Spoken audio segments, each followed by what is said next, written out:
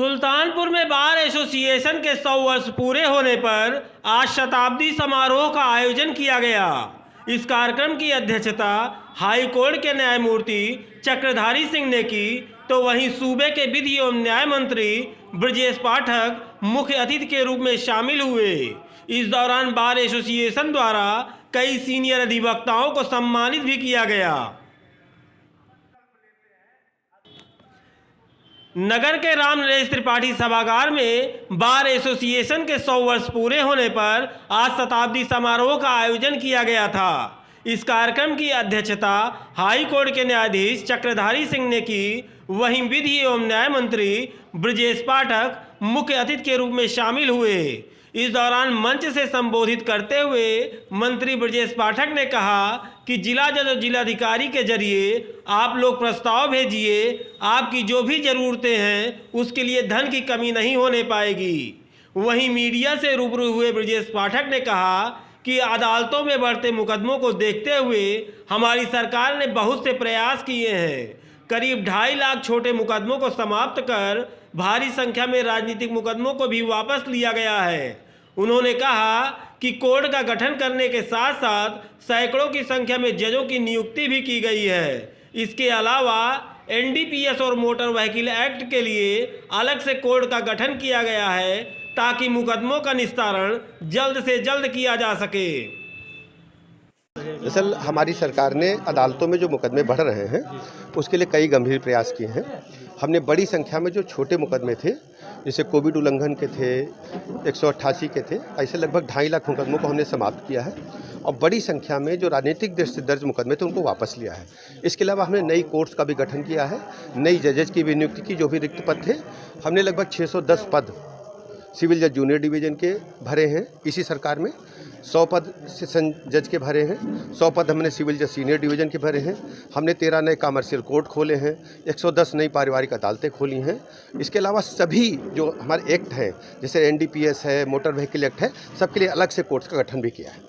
जनप्रतिनिधियों के लिए जो आपने एमपी एमएलए कोर्ट घोषित किया था, उसकी क्या स्थिति है? एमपी एमएलए कोर्ट पहले एक खोला गया था पूरे प्रदेश का, लेकिन माननीय न्यायालय के आदेश पर हमने इलाहाबाद में तो 13 जनपदों का है, इसके अलावा लगभग सभी जनपदों में अलग अलग कार्यक्षेत्र बनाकर खोल दिया है और तेजी से निस्तारण हो रहा है, फास्ट ट्रैक कोर्ट की तरह। वहीं कोविड-19 के बढ़ते मामलों को देखते हुए उन्होंने कहा कि बच्चों के स्कूल 11 अप्रैल तक बंद किए गए हैं। इसके आगे हालात को देखते हुए विचार किया जाएगा। ब्रजेश पाठक ने कहा कि बच्चों की पढ़ाई बाधित ना हो, इसके लिए भी सरकार पूरा प्रयास कर रही है। अभी हमने स्कूल 11 तारीख तक बंद किए हैं और ये कोविड का मामला ऐसे ही बढ़ता रहा तो फिर हम लोग विचार करेंगे। जो शैक्षिक स्तर गिरता जा रहा है, दरअसल मेरी बात सुनो, ये कोविड महामारी किसी की जनित नहीं है, पूरी दुनिया इससे पीड़ित है। इससे निपटने के लिए हम प्रयास कर रहे हैं हर स्तर पर, और उत्तर प्रदेश में और देश में बेहतर ढंग से निपटा भी जा रहा है, ऐसे दुनिया कह रही है। स्कूलों में भी हम ऑनलाइन पढ़ाई करा रहे हैं, जहाँ पर प्राइमरी स्कूल्स में जहाँ पर मोबाइल बच्चों के पास नहीं है, ऑनलाइन व्यवस्था नहीं है, हमने टेलीविज़न के माध्यम से दूरदर्शन से संपर्क किया है, वहाँ भी हम सामूहिक पढ़ाई करा रहे हैं। जो सरकार कर सकती है हम समर्पित भाव से जनता के लिए काम। वहीं सरकार के 4 साल बीतने पर मंत्री ब्रजेश पाठक ने कहा कि लॉ एंड ऑर्डर हमारे लिए चुनौती थी। हमने ऑर्गेनाइज क्राइम गैंग को समाप्त किया है। इस समय कोई भी लिस्टेड माफिया गैंग प्रदेश में सक्रिय नहीं है। आपसी वैमनस्यता के कारण जो अपराध हो भी रहे हैं उसमें भी कड़ी कार्रवाई की जा रही है। मंत्री ब्रजेश पाठक ने कहा कि प्रदेश में 4 एक्सप्रेसवे बन रहे हैं, आज 7 एयरपोर्ट भी बने हुए हैं। उन्होंने कहा कि हमने हर क्षेत्र में चतुर्मुखी विकास किया है। इस बार भी करीब 350 सीटें जीतकर हम प्रदेश में भाजपा की सरकार बनाएंगे। देखिए, लॉ एंड ऑर्डर सबसे बड़ी चुनौती थी। हम ऑर्गेनाइज क्रिमिनल्स को बुरी तरह से समाप्त कर चुके। उत्तर प्रदेश में कोई भी लिस्टेड माफिया गैंग अब सक्रिय नहीं है। आपसी वैमनस्यता के कारण जो घटनाएं हो रही हैं उनमें भी हम कड़ी कार्रवाई कर रहे हैं। 4 एक्सप्रेस हाईवे बन रहे हैं, अभी कुछ दिनों में आप देखेंगे उनका लोकार्पण होगा। पहले हमारे पास कुछ एयरपोर्ट्स होते थे, अब हमारे पास 7 एयरपोर्ट्स हैं। हमने हर स्तर पर चतुर्मुखी विकास प्रदेश का किया है और मुझे लगता है कि जब परिणाम आएगा तो भारतीय जनता पार्टी के पक्ष में आएगा। अब की बार हम 350 सीटें जीतेंगे और प्रदेश में दोबारा सरकार बनाएंगे। वहीं मेडिकल सप्लाई कॉरपोरेशन में करोड़ों के मास्क और पीपीई किट के घोटाले पर मंत्री ब्रजेश पाठक ने कहा कि हमारी सरकार भ्रष्टाचार के मुद्दे पर जीरो टॉलरेंस की नीति अपना रही है। अगर कोई भी बात सामने आएगी तो किसी को बख्शा नहीं जाएगा और कड़ी कार्रवाई की जाएगी। यूपी मेडिकल सप्लाई कॉर्पोरेशन में मास्क और पीपीई किट घोटाले का बात सामने आ रही है। जैसे अभी ये व्यक्तिगत रूप से आप पूछ रहे हैं, मुझे पूरी जानकारी नहीं है, लेकिन हमारी सरकार भ्रष्टाचार पर जीरो टॉलरेंस की नीति अपना रही है। कहीं कोई गड़बड़ी होगी तो हम छोड़ेंगे नहीं, कड़ी कार्रवाई करेंगे। वहीं प्रदेश में लॉकडाउन के सवाल पर मंत्री ब्रजेश पाठक ने कहा कि अभी कहना पैनिक हो जाएगा। पूरे प्रदेश में करीब 2600 कोरोना पेशेंट हैं, जिसमें केवल 900 लखनऊ में ही है। वहाँ स्कूल कॉलेज बंद किया गया है, कई शॉपिंग मॉल पर कार्रवाई भी की गई है।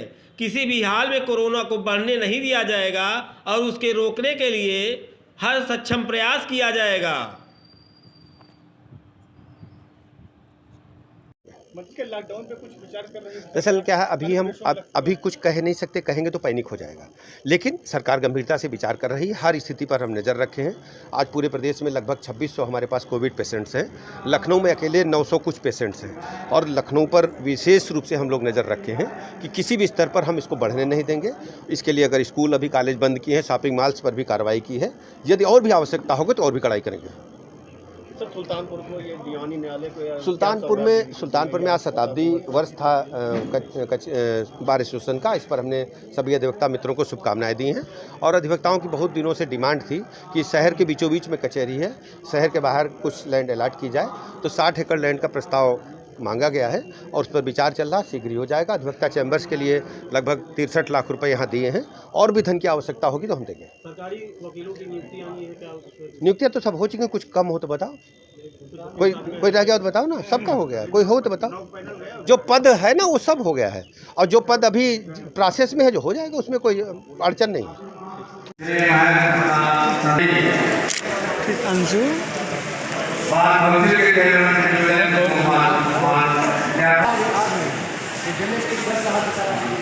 श्री राम